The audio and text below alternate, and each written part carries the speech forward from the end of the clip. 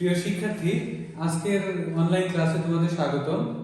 আমি MR business park এই channel থেকে তোমাদের স্বাগতম জানাচ্ছি। আজকে তোমাদের সামনে অত্যন্ত গুরুত্বপূর্ণ একটি টপিকস নিয়ে কথা বলবো, যে টপিকস আসলে হিসাব বিজ্ঞানের মূল আলোচ্য বিষয়, বা হিসাব বিজ্ঞান জানতে হলে আগে এই টপিক সম্পর্কে তোমাদের একটা ভালো ধারণা তোমাকে অবশ্যই রাখতে হবে। তো সুপ্রিয় শিক্ষার্থী, তোমাদের ইউনিভার্সিটি অ্যাডমিশন টেস্টের গত বেশ কয়েকটি ক্লাস নেওয়া হয়েছে, তোমরা ক্লাসগুলো দেখবে। তো চলো আজকে তোমাদের সামনে যে টপিকস নিয়ে কথা বলতে চাইলাম সেটি হচ্ছে হিসাব। তো চলো হিসাব সম্পর্কে আমরা আলোচনা করি।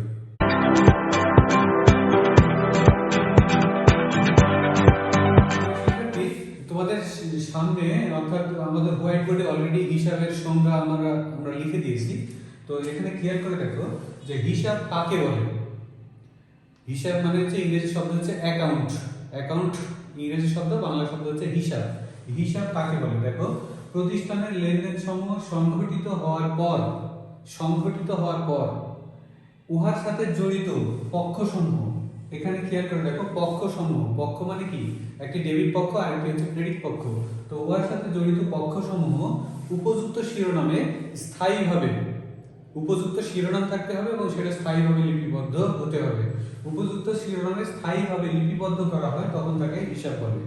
তাহলে এখানে দুইটি বিষয় তোমরা একটু খেয়াল করো, একটি হচ্ছে উপযুক্ত শিরোনাম, আরেকটি হচ্ছে দেখো স্থায়ীভাবে।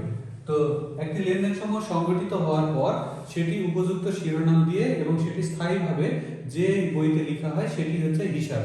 বা এখানে দেখো আবার অন্যভাবে বলা আছে একটি সংজ্ঞা, সেই সময়টা কি, আর্থিক ঘটনা বা লেনদেনের, আর্থিক ঘটনা, অনার্থিক ঘটনা হওয়া যাবে না, আর্থিক ঘটনা হতে হবে।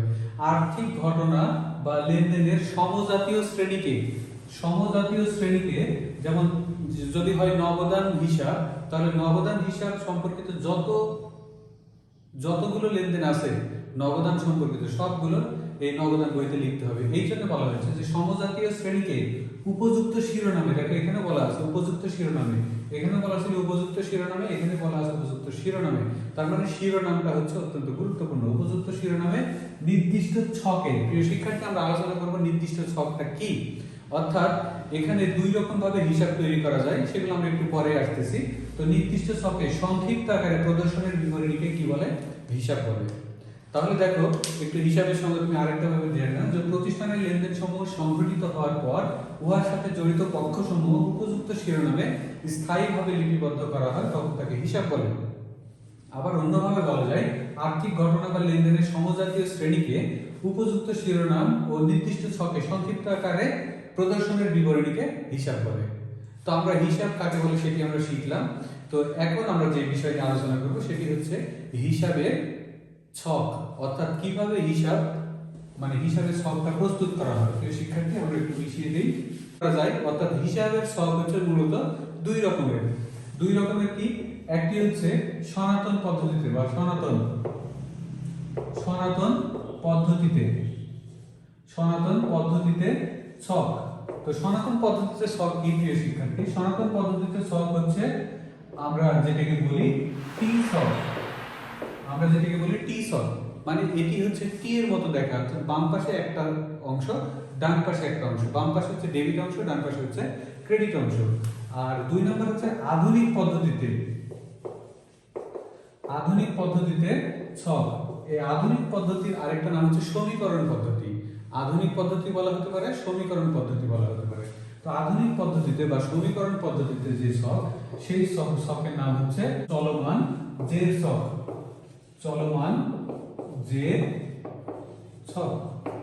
তাহলে দেখো সনাতন পদ্ধতিতে ছক এবং আধুনিক পদ্ধতিতে ছক। সনাতন পদ্ধতিতে যে ছক সেই ছকের নাম হচ্ছে টি ছক, আর আধুনিক পদ্ধতিতে যে ছক সেই ছকের নামটা হচ্ছে চলমান জের ছক। প্রিয় শিক্ষার্থী, আমরা এখন ছক দুটি তৈরি করব। প্রথমে আমরা তৈরি করি সনাতন পদ্ধতিতে ছকটা কিরকম হবে। সনাতন পদ্ধতিতে ছক, এই সনাতন পদ্ধতিতে যে ছক সেটি হচ্ছে খেয়াল করে একটু দেখো যে এই আমরা প্রথমে এইটাকে আমরা দুই ভাগে ভাগ করে ফেলবো। প্রথমে আমরা দুই ভাগে ভাগ করে ফেলবো, এই হচ্ছে দুই ভাগে ভাগ। এইটি এই পাশে হচ্ছে ডেবিট আর এই পাশটা হচ্ছে ক্রেডিট। তাহলে বাম পাশটা হচ্ছে ডেবিট আর একটা হচ্ছে ক্রেডিট। দেখো এটা টি এর মতো দেখাচ্ছে, এইজন্য এর নাম হচ্ছে টি সব।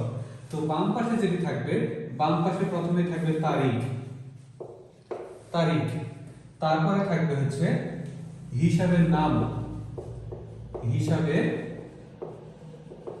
নাম। এই হিসাবের নামকে আবার বিবরণ নামেও লিখতে পারো, তারিখ বিবরণ। তারপরে যেটি থাকবে সেটি হচ্ছে জাবেদা পৃষ্ঠা, জাবেদা পৃষ্ঠা, তারপরে থাকবে জাবেদা পৃষ্ঠা। এরপরে যেটি থাকবে সেটি হচ্ছে টাকা, টাকা। ঠিক ডান পাশে আবার একই ভাবে একই ঘর থাকবে, যেমন এটি হচ্ছে তারিখ, তারপরে হচ্ছে হিসাবের নাম, হিসাবের নাম, এরপরে হচ্ছে জাবেদা পৃষ্ঠা, জাবেদা পৃষ্ঠা যেমন এখানে থাকলো ঠিক ওইরকম জাবেদা পৃষ্ঠা থাকবে। তারপরে আমরা লিখবো টাকা। তাহলে এটা হচ্ছে বাম দিকে আর এটা হচ্ছে ডান দিকে। এরপরে আরেকটি গুরুত্বপূর্ণ বিষয় প্রিয় শিক্ষার্থী দেখো, যে এখানে শিরোনাম থাকবে, শিরোনাম। যদি এটা নগদান হিসাব হয় তাহলে আমরা দিব নগদান হিসাব, নগদান হিসাব। তাহলে টি শকের মূলত তিনটি উপাদান, টি শকের মূলত তিনটি ভাগ। একটি ভাগ হচ্ছে উপযুক্ত শিরোনাম, শিরোনাম থাকতে হবে, এবং এটি বামেরটা হচ্ছে এক সাইড অর্থাৎ ডেবিট সাইড বা বাম পক্ষ, আর এটি হচ্ছে ক্রেডিট সাইড বা ডান পক্ষ। তাহলে তিনটি মূলত, এটা হচ্ছে ডেবিট, এটা হচ্ছে ক্রেডিট, আর মূলত পুরোটাই হচ্ছে নগদান হিসাব। এটি হচ্ছে হিসাবের ছক, সেটি হচ্ছে টি ছক। তো প্রিয় শিক্ষার্থী, এখন আমরা আধুনিক ছকটা একটু দেখার চেষ্টা করি যে আধুনিক ছকটা কি। সুপ্রিয় শিক্ষার্থী, এখন তোমাদের সামনে উপস্থাপন করতে যাচ্ছি আধুনিক ছক। আধুনিক পদ্ধতিতে, আধুনিক পদ্ধতিতে ছক, তার মানে আধুনিক পদ্ধতিতে যে ছকটা তৈরি করি সেটি, সেই ছকের নাম কি? চলমান জের ছক, চলমান জের ছক। এই চলমান জের ছকটা কিভাবে হবে একটু খেয়াল করে দেখো।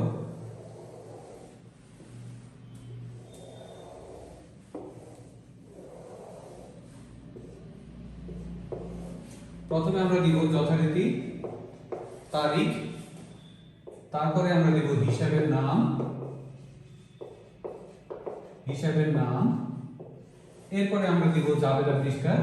এই জাবেদা পৃষ্ঠা আসলে হচ্ছে রেফারেন্স, রেফারেন্স হিসেবে দেওয়া যেতে পারে। তারপরে হচ্ছে ডেবিট, ডেবিট টাকা, তারপরে হচ্ছে ক্রেডিট টাকা, ক্রেডিট টাকা, তারপরে এটি হচ্ছে জের, জের, এটি হচ্ছে ডেবিট জের, আর এটি হচ্ছে ক্রেডিট জের। প্রিয় শিক্ষার্থী, এখানে দেখো কয়টি ঘর হলো? একটি, দুইটি, তিনটি, চারটি, পাঁচটি, ছয়টি, সাতটি। তার মানে আধুনিক পদ্ধতিতে অর্থাৎ চলমান জের ছকে ঘরের সংখ্যা বা কলামের সংখ্যা হবে কয়টি? 7টি। আর টি ছকে আমরা দেখেছি বাম দিকে ছিল তারিখ, তারপরে হচ্ছে হিসাবের নাম, তারপরে হচ্ছে জাবেদা পৃষ্ঠা, তারপরে টাকা। ঠিক ডান দিকে সেরকম 4টি ছিল, অর্থাৎ 4টি বাম পাশে 4টি ডান পাশে, মোট 8টি ঘর। অর্থাৎ টি ছকে হবে 8টি ঘর এবং চলমান জের ছকে হবে 7টি ঘর। এটা একটু মনে রাখবে। তাহলে এই এখানে আমরা উপযুক্ত শিরোনাম দেব। এখানে উপযুক্ত শিরোনাম ধরে নিলাম আমরা, সেটি হচ্ছে নগদান হিসাব, নগদান হিসাব। আর এখানে তোমাকে লিখতে হবে হিসাবের কোড, হিসাবের কোড। হ্যাঁ, এটি হচ্ছে আমাদের চলমান জের ছক, অর্থাৎ হিসাব আমরা যেটা করব খতিয়ানের বা হিসাবের চলমান জের ছক। প্রিয় শিক্ষার্থী, তাহলে আমরা হিসাব কাকে বলে সেটি শিখলাম। হিসাবের ছক, ছক যেটি হলো সেটি আলোচনা করলাম। হিসাবের ছক আমরা শিখে ফেললাম। এখন আমরা যেটি আলোচনা করব সেটি হচ্ছে হিসাবের শ্রেণী বিভাগ। হিসাবের শ্রেণী বিভাগ। এখন হিসাবের শ্রেণী বিভাগ মানে হিসাবকে আমরা কিভাবে ভাগ করব? হিসাবকে ভাগ করার পদ্ধতি হচ্ছে দুইটি, একটি হচ্ছে সনাতন পদ্ধতি আর একটি হচ্ছে আধুনিক পদ্ধতি। তো সনাতন পদ্ধতিতে আমরা হিসাব কিভাবে ভাগ করব একটু খেয়াল করে দেখো। প্রথমে আমরা আলোচনা করতেছি সনাতন পদ্ধতি, সনাতন পদ্ধতি। হ্যাঁ, সনাতন পদ্ধতি। তাহলে সনাতন পদ্ধতিতে হিসাব, সনাতন পদ্ধতিতে হিসাব, হিসাবকে আমরা প্রথমত দুই ভাগে ভাগ করব, দুই ভাগে ভাগ করব। প্রথমটা হচ্ছে ব্যক্তিবাচক হিসাব, ব্যক্তিবাচক হিসাব, আর দ্বিতীয়টা হচ্ছে অব্যক্তিবাচক হিসাব, অব্যক্তিবাচক হিসাব। ব্যক্তিবাচক মানে ব্যক্তি বা প্রতিষ্ঠানের নাম সম্পর্কিত হিসাবকে বলা হয় ব্যক্তিবাচক হিসাব, আর ব্যক্তি বা প্রতিষ্ঠানের নাম ছাড়া অন্য যে সকল হিসাব আছে সেটি হচ্ছে অব্যক্তিবাচক হিসাব। তো ব্যক্তিবাচক হিসাব আবার প্রিয় শিক্ষার্থী দুই রকম, একটি হচ্ছে দেনাদার, একটি হচ্ছে দেনাদার, আরেকটি হচ্ছে পাওনাদার, আরেকটি হচ্ছে পাওনাদার। হ্যাঁ, তাহলে একটি হচ্ছে দেনাদার, আরেকটি হচ্ছে কি পাওনাদার। আর অব্যক্তিবাচক হিসাব হচ্ছে দুই রকম, অব্যক্তিবাচক হিসাব হচ্ছে দুই রকম। প্রথমটা হচ্ছে সম্পত্তিবাচক, সম্পত্তিবাচক হিসাব, তারপরেরটি হচ্ছে নামিক হিসাব, তারপরেরটি হচ্ছে নামিক হিসাব। এখন আমরা দেখি যে আসলে ব্যক্তিবাচক হিসাব এবং অব্যক্তিবাচক হিসাবের যে প্রকারভেদ সেগুলো কাকে বলে বা কি জিনিস। তো দেনাদার, দেনাদার মানে যাদের কাছ থেকে আমরা টাকা পাবো, বাকিতে বিক্রয়ের ফলে দেনাদারের সৃষ্টি হয়, দেনাদার হচ্ছে ব্যক্তিবাচক হিসাব এর একটা প্রকার। আর পাওনাদার হচ্ছে যাদের কাছ থেকে আমরা পণ্য বাকিতে ক্রয় করি, সেটি হচ্ছে পাওনাদার। তাহলে ব্যক্তিবাচক হিসাব দুই প্রকার, একটি হচ্ছে দেনাদার, আরেকটি হচ্ছে পাওনাদার। আর অব্যক্তিবাচক হিসাব আবার দুই প্রকার, কি কি সেটি? একটি হচ্ছে সম্পত্তিবাচক হিসাব, সম্পত্তির নাম সম্পর্কিত হিসাবটা হচ্ছে সম্পত্তিবাচক হিসাব, যেমন হচ্ছে আসবাবপত্র হিসাব, দালান কোঠা হিসাব, তারপরে হচ্ছে যন্ত্রপাতি হিসাব, এগুলো হচ্ছে সম্পত্তিবাচক হিসাব। আর নামিক হিসাব, নামিক হিসাবের আরেকটি নাম আছে, সেটি হচ্ছে আয় বা খরচ বা ব্যয় বা আয় বা ব্যয়বাচক হিসাব। তো আয় বা ব্যয়বাচক হিসাবের আরেক নাম হচ্ছে নামিক হিসাব। এই নামিক হিসাবের মধ্যে একটি আছে আয় হিসাব, আরেকটি আছে ব্যয় হিসাব। তাহলে আমরা ব্যক্তিবাচক হিসাব এবং অব্যক্তিবাচক হিসাব সম্পর্কে জানলাম। এখন উদাহরণগুলো আমরা যদি দেখি তাহলে দেখো, ব্যক্তিবাচক হিসাবের মধ্যে ব্যক্তিবাচক হিসাবের উদাহরণ যদি বলি তাহলে আমরা জানি ব্যক্তিবাচক হিসাব মানে ব্যক্তি বা প্রতিষ্ঠান সম্পর্কিত হিসাব, বা ব্যক্তি বা প্রতিষ্ঠানের নামকেই বলা হয় ব্যক্তিবাচক হিসাব। যেমন কি হতে পারে? মিস্টার রহিম হিসাব, মিস্টার করিম হিসাব, এ হিসাব, বি হিসাব, এগুলো সবগুলো হচ্ছে ব্যক্তিবাচক হিসাব। প্রতিষ্ঠানের নাম যদি বলি তাহলে দেখা যাচ্ছে বিভিন্ন ব্যাংকের নাম, সোনালী ব্যাংক হিসাব, রূপালী ব্যাংক হিসাব, অগ্রণী ব্যাংক হিসাব, জনতা ব্যাংক হিসাব, এগুলো হচ্ছে ব্যাংক সম্পর্কিত। অর্থাৎ ব্যক্তিবাচক হিসাব মানে এ বি সি ডি ব্যক্তির নাম, আর প্রতিষ্ঠান হচ্ছে যেমন বিভিন্ন ব্যাংক বা বিভিন্ন প্রতিষ্ঠানের নাম হচ্ছে প্রতিষ্ঠান মানে প্রতিষ্ঠানের নাম। তাহলে ব্যক্তিবাচক হিসাব হচ্ছে কোনো ব্যক্তি বা প্রতিষ্ঠানের নাম হলে সেটি হবে ব্যক্তিবাচক হিসাব। আর অব্যক্তিবাচক হিসাব হচ্ছে সম্পত্তিবাচক হিসাব। সম্পত্তিবাচক হিসাব মানে সম্পত্তির নাম, আসবাবপত্র, দালান কোঠা, সুনাম, যন্ত্রপাতি, এগুলো সব হচ্ছে সম্পত্তিবাচক হিসাব। আর নামিক হিসাব হচ্ছে ব্যয় বা ক্ষতি এবং আয় বা লাভ, আয় এবং ব্যয় সংক্রান্ত হিসাব হচ্ছে নামিক হিসাব। যেমন আয় কি? পণ্য বিক্রয় করা হলো, বিনিয়োগে সুদ পাওয়া গেল, তারপরে বাড়ি ভাড়া পাওয়া গেল, এগুলো হচ্ছে আয়। আর ব্যয়বাচক হিসাব তো অনেকগুলো আছে, ব্যয় যেমন পণ্য ক্রয় করা হলো, মজুরি প্রদান করা হলো, বেতন প্রদান করা হলো, এগুলো হচ্ছে ব্যয়। তাহলে প্রিয় শিক্ষার্থী, সনাতন পদ্ধতিতে যদি প্রশ্ন আসে যে সনাতন পদ্ধতিতে হিসাব কয় প্রকার, তাহলে তুমি কোনটি বলবে? সনাতন পদ্ধতি যদি বলে তাহলে মূল হচ্ছে আমার ব্যক্তিবাচক হিসাব, তারপরে হচ্ছে সম্পত্তিবাচক হিসাব, তারপরে হচ্ছে নামিক হিসাব। তার মানে সনাতন পদ্ধতিতে হিসাব হচ্ছে তিন প্রকার। সনাতন পদ্ধতিতে হিসাব হচ্ছে তিন প্রকার। এত ডিটেইলস তখন আর বলা যাবে না। তখন তিন প্রকার কি? ব্যক্তিবাচক হিসাব, সম্পত্তিবাচক হিসাব এবং নামিক হিসাব। ঠিক আছে, তাহলে আমরা যাই পরের স্টেপে, অর্থাৎ আধুনিক পদ্ধতিতে হিসাবের প্রকারভেদ। প্রিয় শিক্ষার্থী, এখন আমরা যে পদ্ধতি আলোচনা করব সেটি হচ্ছে হিসাবের প্রকারভেদ আধুনিক বা সমীকরণ পদ্ধতি। আধুনিক বা সমীকরণ পদ্ধতি, এখানে বলাই আছে যে সমীকরণ পদ্ধতি, তাহলে নিশ্চয়ই এখানে সমীকরণের কিছু একটা ব্যাপার আছে। তা আমরা সমীকরণ, হিসাব সমীকরণ যদি লিখি তাহলে সমীকরণটা কি তোমাদের নিশ্চয়ই মনে আছে? a = l + o e, অর্থাৎ অ্যাসেট = লায়াবিলিটিস + ওনারস ইকুইটি, সম্পদ = দায় প্লাস স্বত্বাধিকার। এখন এই যে ওনারস ইকুইটি সমান a = l প্লাস, এখানে ওনারস ইকুইটি সমান হচ্ছে কি c plus i minus e minus d। তো এখানে খেয়াল করে দেখো যে 1 2 3 4 5 6 6টি আছে উপাদান, 6টি উপাদান আছে। এখন 6টি উপাদান থাকলেও আমাদের এই যে ড্রয়িংস, এই ড্রয়িংসটা আসলে মূলধনের সাথে সম্পর্কিত। ড্রয়িংসটা মানে উত্তোলনটা সরাসরি মূলধনের সাথে সম্পর্কিত। যেহেতু উত্তোলনটা মূলধনের সাথে সম্পর্কিত, অর্থাৎ যত উত্তোলন হবে মূলধনের পরিমাণটা কমে যাবে, তাহলে উত্তোলনটা অর্থাৎ ডিটা আমরা আপাতত অফ রাখি। তাহলে কি থাকলো প্রিয় শিক্ষার্থী, a = a + c + i - e। তাহলে আধুনিক পদ্ধতিতে বা সমীকরণ পদ্ধতিতে হিসাব হচ্ছে এই 5 প্রকার। কোন 5 প্রকার? এ মানে হচ্ছে সম্পদ হিসাব, সম্পদ হিসাব। তারপরে কি এল মানে কি দায় হিসাব, দায় হিসাব। তারপরে হচ্ছে সি মানে হচ্ছে মূলধন হিসাব, মূলধন হিসাব। তারপরে হচ্ছে আই মানে হচ্ছে আয় হিসাব, আয় হিসাব। তারপরে হচ্ছে ই মানে কি এক্সপেন্স অর্থাৎ খরচ হিসাব, খরচ হিসাব। তাহলে আধুনিক পদ্ধতিতে হিসাব হচ্ছে কয় প্রকার? 5 প্রকার।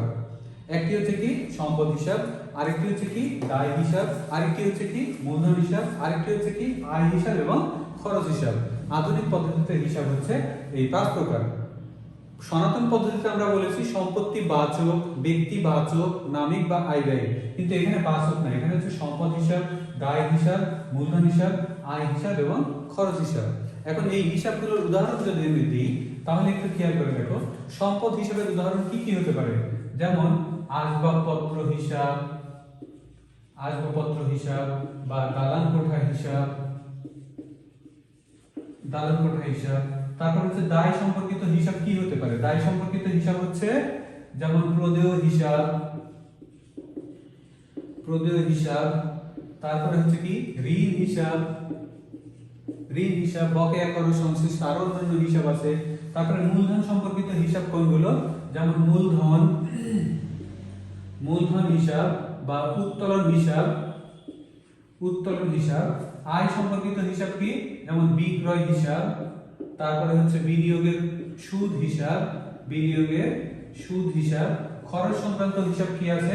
যেমন ক্রয় হিসাব, তারপরে হচ্ছে মজুরি হিসাব, তারপরে হচ্ছে বেতন হিসাব। এগুলো হচ্ছে। তাহলে প্রিয় শিক্ষার্থী, আমরা আধুনিক পদ্ধতিতে হিসাবের প্রকারভেদ দেখলাম এবং আধুনিক পদ্ধতিতে হিসাবগুলোর উদাহরণগুলো আমরা শিখলাম। এখন আরেকটি গুরুত্বপূর্ণ বিষয় যাব আমরা, যে ব্যক্তিবাচক হিসাব বা এরপরে যে গুরুত্বপূর্ণ জিনিস প্রতি হিসাবগুলো আমরা শিখে নিই। প্রিয় শিক্ষার্থী, এখন দেখো তোমাদের সামনে হোয়াইট বোর্ডে যা লেখা হয়েছে সেটি হচ্ছে কন্ট্রা, বিপরীত বা প্রতি হিসাব। কন্ট্রা হিসাব বা বিপরীত হিসাব বা প্রতি হিসাব, এটা বিশ্ববিদ্যালয়ের ভর্তি পরীক্ষাতে প্রায় এসে থাকে যে কন্ট্রা হিসাব নিচের কোনটি বা বিপরীত হিসাব কোনটি বা প্রতি হিসাব কোনটি। একটাই নাম, সেটি হচ্ছে একটার বিভিন্ন নাম আছে, সেটা হচ্ছে কন্ট্রা হিসাব বা বিপরীত হিসাব বা প্রতি হিসাব। এখন এই কন্ট্রা হিসাব বা বিপরীত হিসাব বা প্রতি হিসাব কাকে বলে? দেখো, যে হিসাব সংশ্লিষ্ট, দেখো যে হিসাব সংশ্লিষ্ট অন্য হিসাবে, যে হিসাব সংশ্লিষ্ট অন্য হিসাব মানে যে হিসাব তার সংশ্লিষ্ট অন্য হিসাবের, তার মানে যে হিসাব সংশ্লিষ্ট অন্য হিসাবের ব্যালেন্সকে হ্রাস করে তাকে ওই সংশ্লিষ্ট হিসাবে মানে ওই সংশ্লিষ্ট হিসাবের প্রতি হিসাব বা বিপরীত হিসাব বলে। তাহলে এখানে খেয়াল করো, যে হিসাব সংশ্লিষ্ট অন্য হিসাবের ব্যালেন্সকে হ্রাস করে, কমিয়ে দেয়, তাকে ওই সংশ্লিষ্ট হিসাবের প্রতি হিসাব বা বিপরীত হিসাব বলে। তারপর দেখো, তো এখানে এই যে প্রতি হিসাব বা বিপরীত হিসাবের উদাহরণগুলো কোনগুলো? একটা হচ্ছে যেমন বিক্রয় ফেরত। বিক্রয় ফেরত কি হ্রাস করে? বিক্রয় হ্রাস করে। তারপরে বিক্রয় বার্তা কি হ্রাস করে? ওই সংশ্লিষ্ট বিক্রয়কে হ্রাস করে। তারপরে ক্রয় ফেরত ক্রয়কে হ্রাস করে। তারপরে ক্রয় বার্তা ক্রয়কে হ্রাস করে। পুঞ্জীবিত অবশ্যই কাকে হ্রাস করে? যেই সম্পত্তির অবশ্যই ধার্য করব সেই সম্পত্তির পরিমাণটাকে হ্রাস করে। আসবাবপত্রের অবশ্যই হলে আসবাবপত্রকে হ্রাস করে। যন্ত্রপাতির অবশ্যই হলে যন্ত্রপাতিকে হ্রাস করে। তারপরে হচ্ছে প্রাপ্য বিলের বার্তা সঞ্চিতি, প্রাপ্য বিলকে হ্রাস করে। তারপরে ঋণপত্রের অবহার, ঋণপত্রের পরিমাণটাকে হ্রাস করে। তারপরে এখানে খেয়াল করে দেখো, এখানে দেখো কন্ট্রা হিসাব বা বিপরীত হিসাব বা প্রতি হিসাব মোট কত প্রকার। এখানে কন্ট্রা হিসাব, বিপরীত হিসাব বা প্রতি হিসাব দেখো 1 2 3 4 5 প্রকারের আছে। কি কি সেটা একটু খেয়াল করো। কন্ট্রা সম্পত্তি, তার মানে যে হিসাব সংশ্লিষ্ট অন্য কোনো সম্পত্তির হিসাবকে হ্রাস করে তাকে বলে কন্ট্রা সম্পত্তি হিসাব। তো কন্ট্রা সম্পত্তি হিসাব কি? দেখো পুঞ্জীবিত অবশ্যই সম্পত্তির পরিমাণটাকে হ্রাস করে।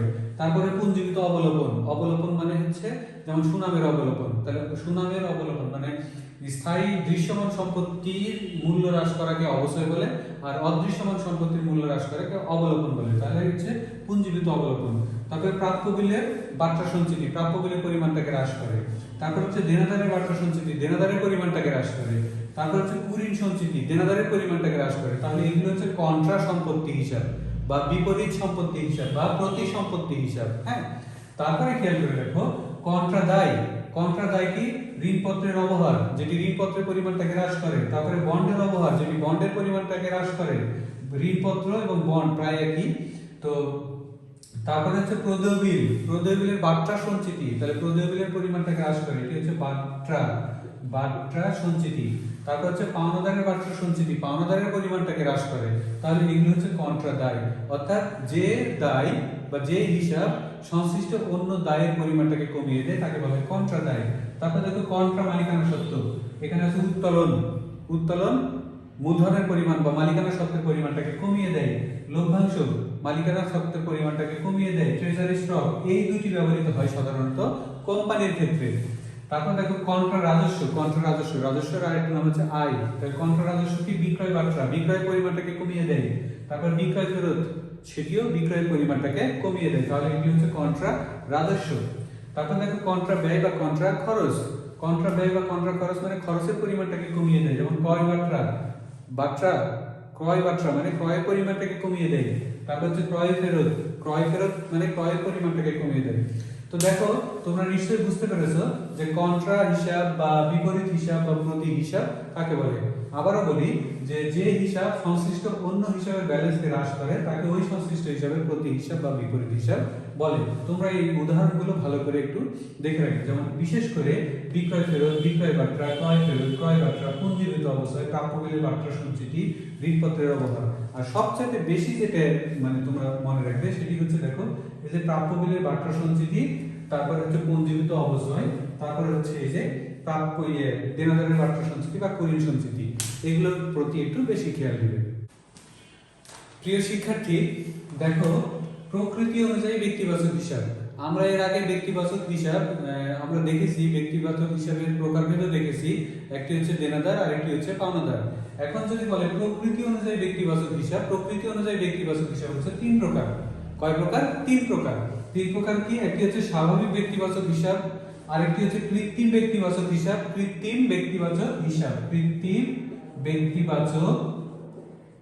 তারপর হচ্ছে প্রতিনিধিত্বমূলক ব্যক্তিবাচক হিসাব। তাহলে প্রকৃতি অনুসারে ব্যক্তিবাচক হিসাব কয় প্রকার? তিন প্রকার। স্বাভাবিক ব্যক্তিবাচক হিসাব, তারপরে কৃত্রিম ব্যক্তিবাচক হিসাব, তারপর হচ্ছে প্রতিনিধিত্বমূলক ব্যক্তিবাচক হিসাব। তো এখন দেখো স্বাভাবিক ব্যক্তিবাচক হিসাব মানে কি? স্বাভাবিক ব্যক্তিবাচক মানে কি? ব্যক্তি বা প্রতিষ্ঠানের নাম তো ব্যক্তিবাচক হিসাব, তাই না? স্বাভাবিক ব্যক্তিবাচক হিসাব মানে স্বাভাবিক মানুষের নাম, যেমন রহিম হিসাব, করিম হিসাব, এগুলো হচ্ছে স্বাভাবিক ব্যক্তিবাচক হিসাব। স্বাভাবিক মানে স্বাভাবিক মানুষের নামটাই হচ্ছে স্বাভাবিক ব্যক্তিবাচক হিসাব। আর কৃত্রিম ব্যক্তিবাচক হিসাব কি? কৃত্রিম ব্যক্তিবাচক হিসাব হচ্ছে আইনের মাধ্যমে সৃষ্ট প্রতিষ্ঠানের নাম। আবারও খেয়াল করো, আইনের মাধ্যমে সৃষ্ট, এখানে অবশ্যই আইন থাকবে। আইনের মাধ্যমে সৃষ্ট প্রতিষ্ঠানের নাম হচ্ছে কৃত্রিম ব্যক্তিবাচক হিসাব। সেটি হচ্ছে কি? যেমন সোনালী ব্যাংক হতে পারে, যেমন রূপালী ব্যাংক হতে পারে, অগ্রণী ব্যাংক হতে পারে, মানে প্রতিষ্ঠানের নাম, যে কোনো প্রতিষ্ঠানের নাম। হ্যাঁ, যে কোনো প্রতিষ্ঠানের নামই হচ্ছে কৃত্রিম ব্যক্তিবাচক হিসাব। তারপরে সবচেয়ে গুরুত্বপূর্ণ যেটি তোমাকে অবশ্যই ভালোভাবে মনে রাখতে হবে, সেটি হচ্ছে প্রতিনিধিত্বমূলক ব্যক্তিবাচক হিসাব।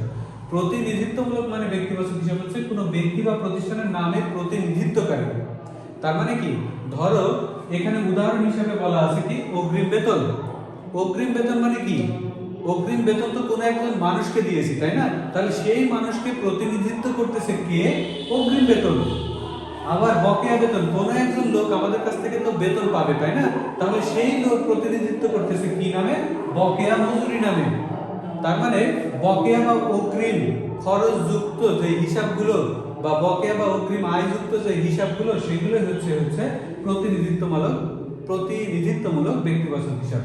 তো এখানে অগ্রিম বেতন, তাহলে আবারও খেয়াল করো যে অগ্রিম বেতন মানে কোনো এক লোক আমাদের কাছ থেকে অগ্রিম বেতন নিয়েছে বা আমাদের কর্মচারীকে অগ্রিম বেতন আমরা দিয়েছি, তো সেই কর্মচারীর প্রতিনিধিত্ব করতেছে কে?